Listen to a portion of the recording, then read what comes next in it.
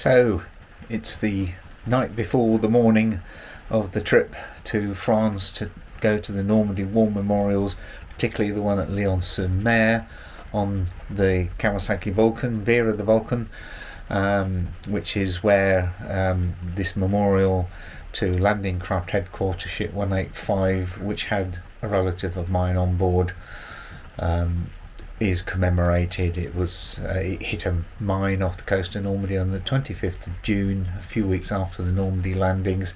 It didn't have any memorial there. Most of the bodies, including that of my cousin, was not recovered to this day, but now names are inscribed at the Normandy Memorial at Vers-sur-Mer, which I'll also be going, and I think there are one or two other members of the crew who are commemorated at various places along the coast. I think one at Ronville, a chap called Jack Barringer. So that's the task. I'm setting off on the ferry at 08:30 tomorrow morning, Sunday the 19th of June. I need to be there an hour before 7:30. It's a 3-hour journey from where I live according to Google, so I'll be setting off at 4 to allow some extra time for any stops or minor mishaps, hopefully no major ones. That should mean I arrive pretty well on time for the ferry. Then it's a 4-hour ferry crossing, so time to get breakfast, maybe lunch, and hopefully the weather will have improved. It is chucking it down currently, which is why I'm recording this in the shed. Hopefully by the early hours of tomorrow the rain will have stopped and I can at least go without being completely soaked, but I am prepared.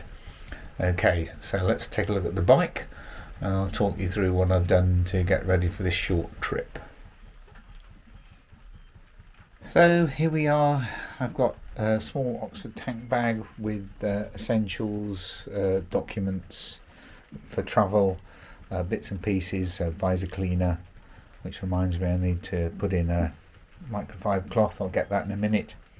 I've checked the bike over, done the tyre pressures. We've got the the quad lock mount there with cable for the charging the phone, so I can keep it on for planning the route connected to the power adapter from the Kawasaki, which I fitted a little while back.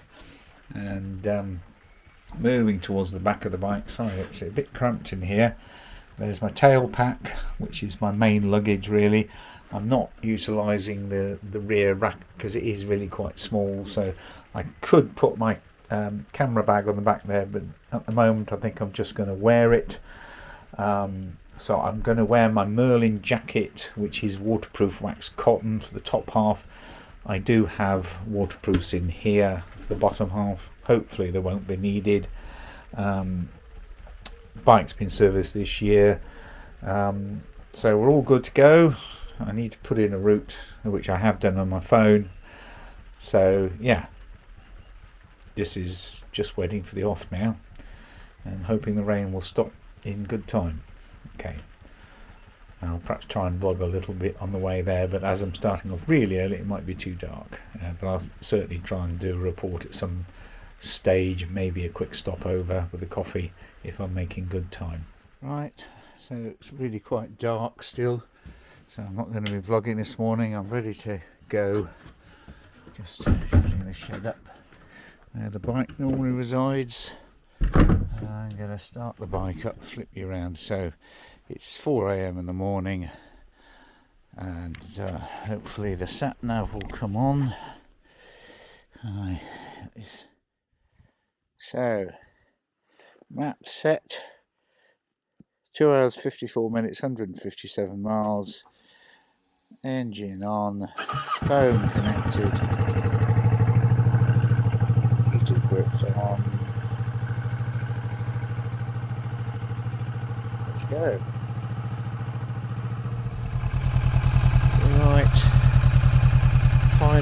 Right, next stop, we're at somewhere between Honiton and Dorchester. It's threatening to rain, but so far it hasn't rained. We're now in a very pleasant leafy area, beautiful oak trees. Bike's been performing well, but as you can see there's a spots of rain. And obviously that's a concern for the phone, which I might have to put in the tank bag to navigate, but hopefully not. Right, signing out for the moment. Everything else is going okay. Right, it's time for one last update. We're a little garage somewhere near Dorchester, about 40 miles. Just having a quick coffee, a shucky bar. There we go. So, I'm going to turn this off, get it back in the bag, and I'm going to get going. The board ferry, yeah. I was going to vlog, but didn't. So, yeah, just flip this round. This is what it's like. Safely. Bay. I need to get unloaded. So I'm on board the ferry, and I've got a very nice breakfast which I'll show you in a minute.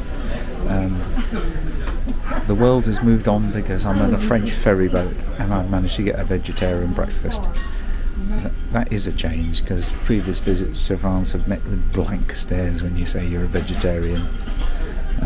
I may still experience that in the more rural areas, but I guess even the French are starting to realise there are vegetarians. So yeah, I'll flip you around, have a quick look at this around the place. So here we are.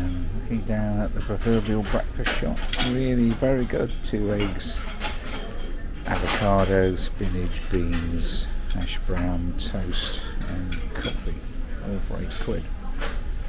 And every now and then we get this lovely lady with a beautiful voice announcing you have to switch off your car alarm, which you don't get in a British ferry. But the rest of the environment is just purely industrial. In the distance is probably sandbanks and the rest of pool. Right, enough blathering for now. Let me have my breakfast. Do you have any idea about the Condo ferries? How often they run? No idea. Sorry. They cost nearly 2.5 hours. Okay, thank you. No worries. So, that gentleman was just asking me when the Condor ferries run out. I don't know why I think I must look like a member of staff. But yes, we're off. Heading to Cherbourg. Hurrah. Heading across the channel. That's an interesting boat over there. Okay.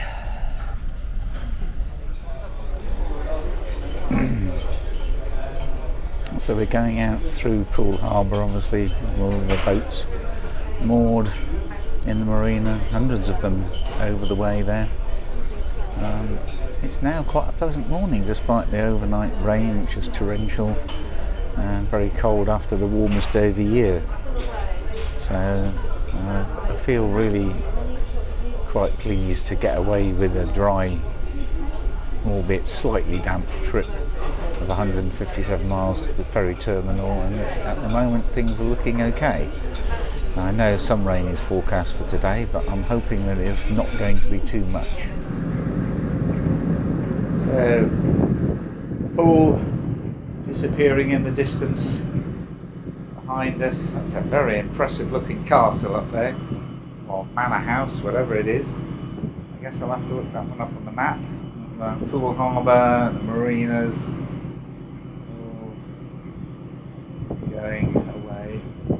I think, is it Brownsea Islands? Over there, or there? Showing my lack of knowledge here. So this is on the deck of the Bartha. It's a typical commercial ferry. Not very crowded today. Probably should be going. One or two other people on the deck, fresh air. Another look at going towards that bag.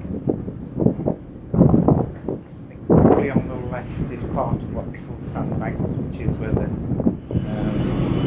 there's a chain ferry going across.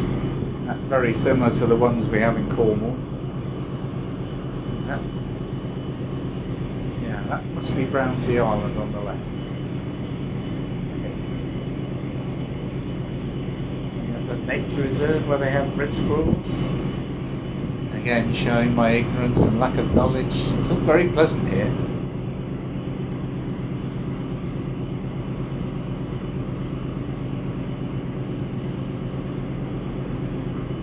It's a lovely sunny morning. What happened to the weather?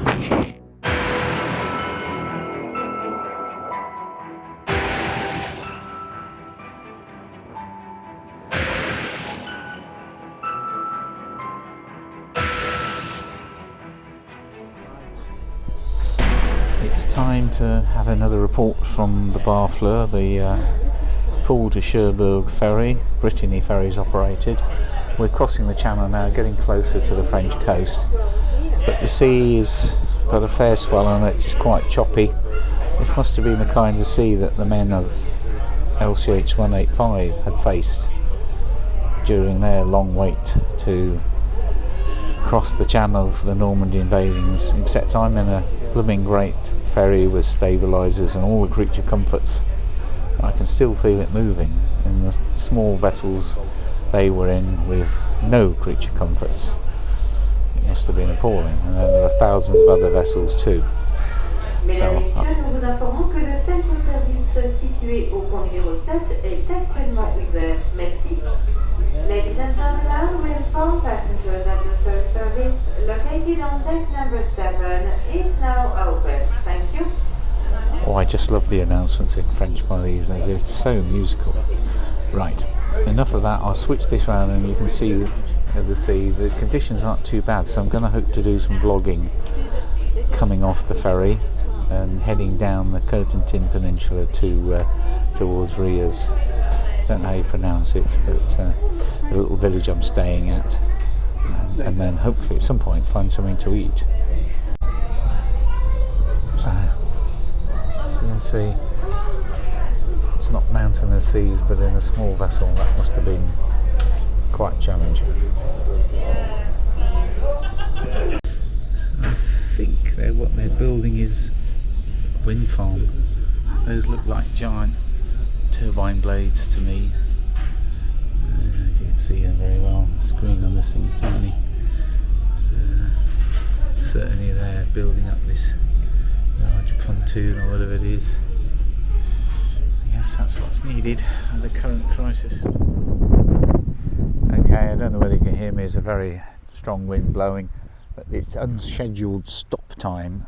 So you may see behind me the spire of Saint-Église-sur-Mer, the famous church where the parachutist hung off, I believe. It's just behind me. We're going to have a very short stop here. Here is the church.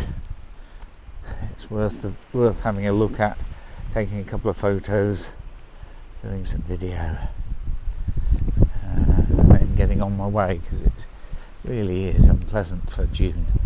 I'll tell you how unpleasant it actually is.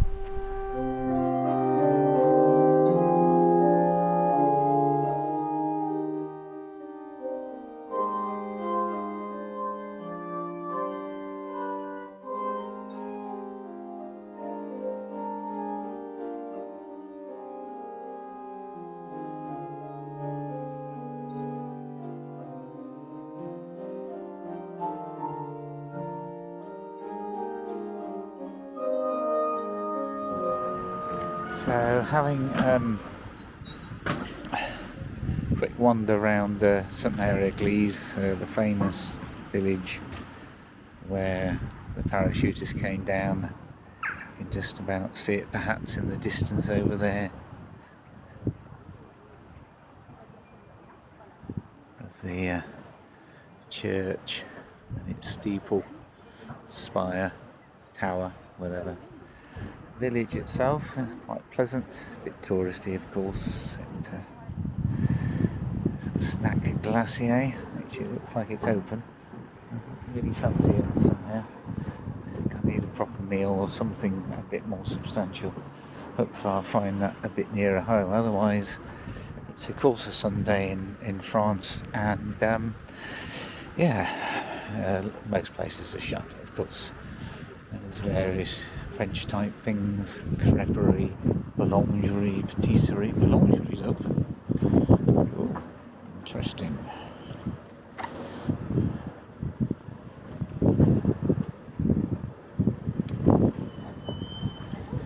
That's some Mary Glees.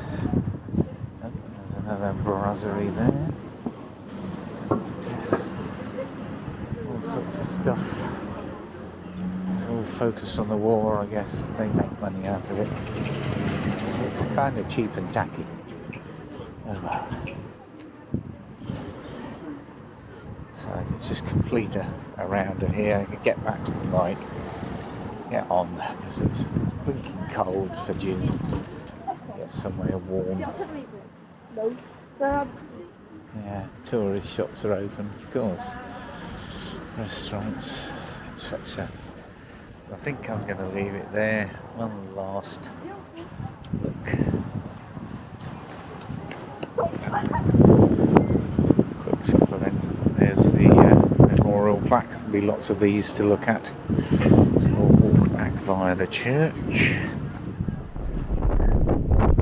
So this is H.M.L.C.H. Much as it might have looked on D-Day in terms of weather anyway, the remains of Mulberry Harbour in the distance there. New developments.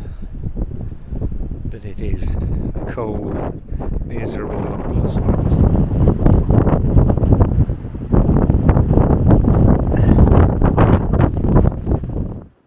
Now we're out the wind. It's a typical seaside town, small seaside town, with all the usual things.